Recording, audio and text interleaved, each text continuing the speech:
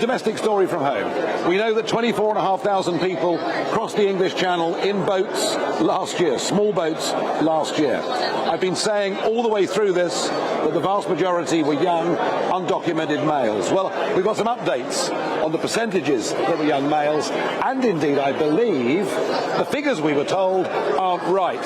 I'm joined by Alp Mehmet, chairman of Migration Watch. Alp, good evening.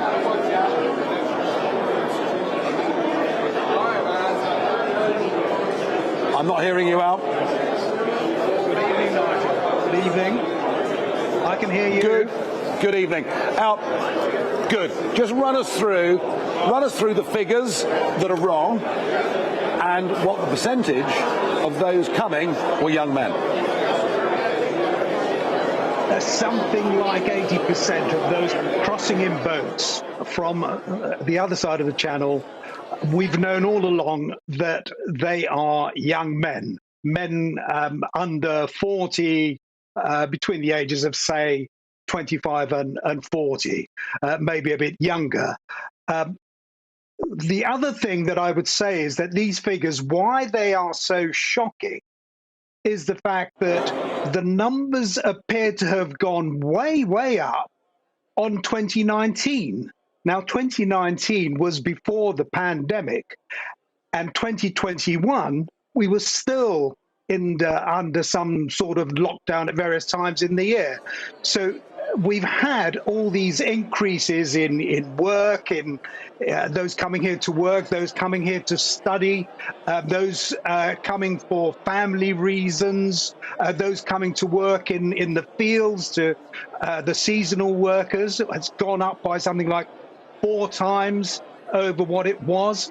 So it's the fact that at a time when figures should really have been coming down, they've shot up. And this is not what the people of this country were told would happen during the 2019 election campaign.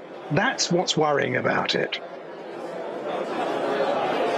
Yeah, but also, Alp, I mean, the figures, they've revised the figures up. How can we believe anything we're being told in terms of numbers, particularly as we now know they're going to try and stop issuing daily figures? How can we believe anything they tell us? Well, that's an extremely good point, if I may say so, Nigel. That is absolutely right. We've been told that we're not going to know what's happening in the channel, how many are crossing, until probably April. We're going to get quarterly figures. And that is a nonsense, frankly. Of course, we need to know what is going on a daily basis. The reason why the government doesn't want us to know on a daily basis is because they can hide them in figures of the sort that we've had today. And that's why we've started a campaign. We've started a petition, as you know, Nigel, that we must get the government to pull back from this nonsense of trying to keep us in the dark about what's going on. Yeah, absolutely. Alp Mehmet, thank you very much indeed for joining me.